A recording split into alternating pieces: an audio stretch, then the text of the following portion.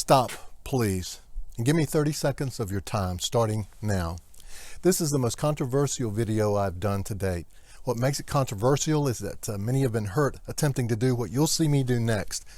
And I don't want any of my viewers to be another statistic, so please pay attention. Do not use a torch of any kind to cut open barrels. Do not cut into barrels the contents of which you're not familiar. Lastly, do not cut into barrels which have contained highly flammable or explosive material. I take full responsibility for myself and my actions only. This demonstration is not intended to influence you, only to show you what worked for me.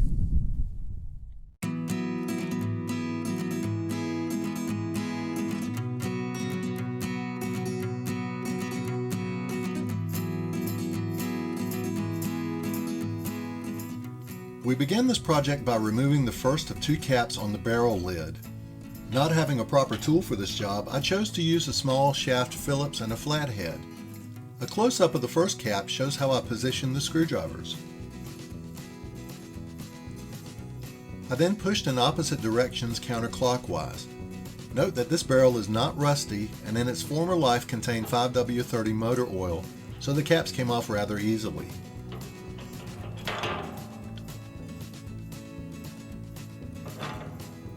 One of the ways I want to stay safe during this procedure is to fill the barrel with cold water.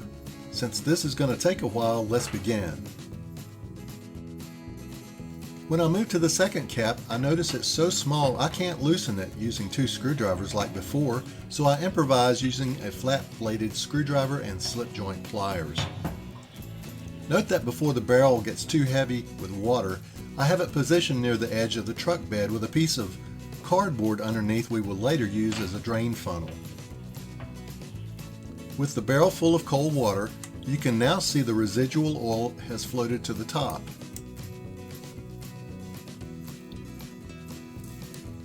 As I don my gloves and safety glasses, you can see my choice for removing the ends of the barrel begins with the use of my grinder.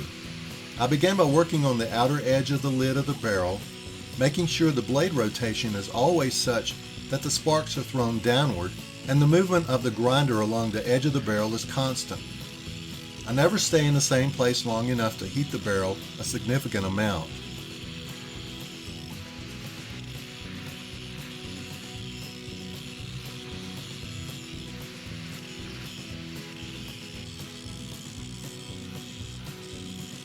After doing the research, I found that the flash point for motor oil is between 425 and 460 degrees Fahrenheit.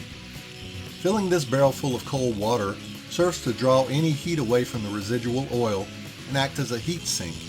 I am taking my time and not rushing this part. Here I continue grinding all the way around the lid until the underlying layer begins to appear. At this point, to my amazement, when I'd cut through the lid of the barrel all the way around, the pressure of the water underneath caused the lid to begin to rise above the sides of the barrel, as you can see here. It was then I knew my grinding was finished and the lid was ready to be removed.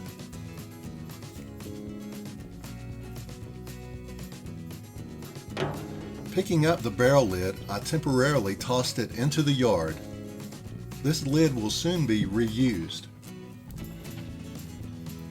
At this point, the truck's tailgate has been removed.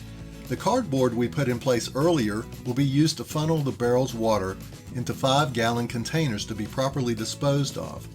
Firstly, though, a drain hole must be drilled, and I'm using this 1 1/8" metal cutting bit to get that hole started.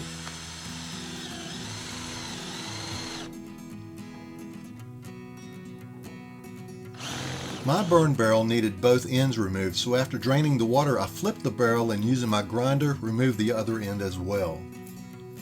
Continuing all the way around the bottom of the barrel, I drilled 1 1/8" air holes approximately every 14 inches. These air holes proved invaluable toward keeping the fires hot. At Lowe's Home Improvement, I picked up a few parts including these eye screws with washers and nuts that, when a hole was drilled, fit on the inside of the barrel. I had sought out a way to anchor the barrel so that our March winds would not blow it over during burns.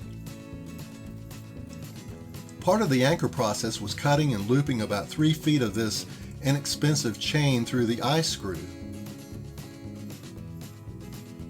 I pressed a landscape spike through the two open ends of the chain and anchored it into the ground.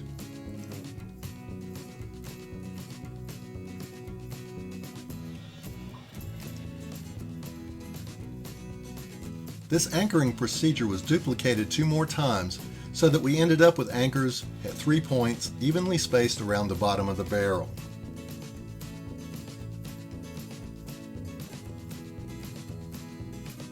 If we perform a test pressing against the sides of the barrel, you can see that the wind would not push it over. I want to be able to reattach the barrel lid on occasion, yet leave it slightly elevated.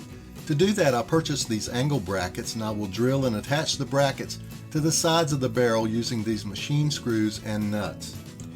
Although the measurements were approximate, I attempted to divide the top rim into thirds and mount the brackets like we mounted the anchors at the bottom. My reason for the lid elevation was to aid in creating a draft for the fires and guard against rain or snow getting in and sparks getting out.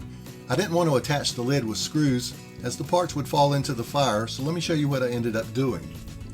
First, I took my hook tool, slid the lid in place, and went up under the bracket hole to scratch a circle under the lid that I could later locate and drill out.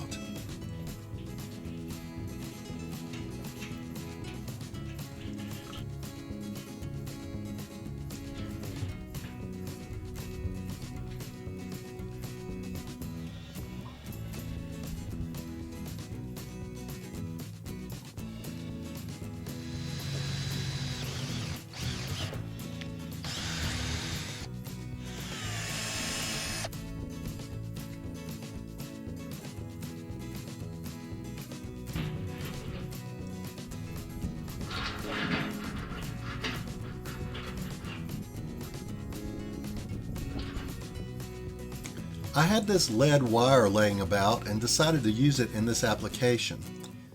With just one attachment point, I can pivot the lid over the edge of the top of the barrel out of the way, or attach it at all 3 points to avoid having the lid blow off in heavy winds. This wire is pliable enough to thread through our hole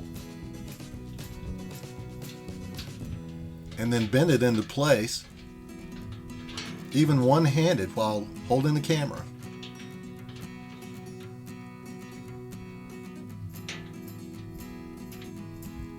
One other thing that this lid lacks is a way to remove it when it's hot, that in the form of a handle.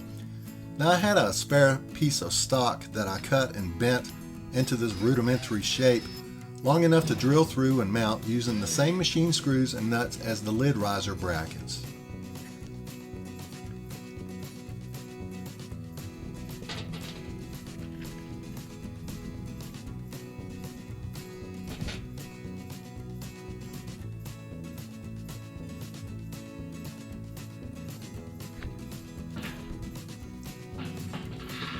Behold the finished product.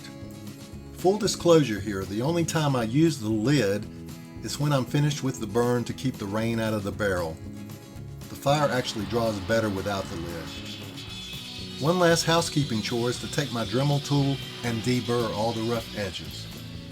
With regards to building the fire, these fuel impregnated briquettes work great. The more expensive brands work better. I spread about a half a bag per stump to be burned around the bottom edge of the barrel and the top of the stump. I also discovered the wood burns much better and longer when multiple 6-inch deep cuts are made using my chainsaw. Follow this up by pouring motor oil into the cuts, which causes the fire to get down into the core of the stump, and then cover this with briquettes and then the wood used for burning. I found that a stump even larger than this one can be burned in 8 to 12 hours.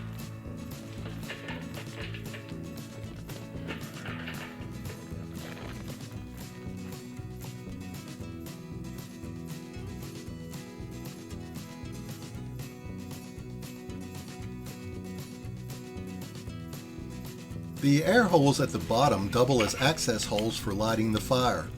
During the burn, these holes can become plugged with ashes or falling pieces of wood. A small stick can be used to dislodge any debris. It's very important to keep these vent holes open. In conclusion, I purchased this barrel for $10, and this has been the best $10 investment I've made in a long time. You can see that the finished results burn the stumps below the ground level. This barrel has saved me a lot of money because in my area, local woodsmen charge up to $100 a stump to grind them out of the ground. Now I plan on keeping this barrel around long after all my stumps are gone. I want to use it to burn all of our yard debris. We live in the country and as such are not bound by city anti-burn ordinances. Be careful that you check the rules in your neighborhood should you decide to set up a burn barrel as well.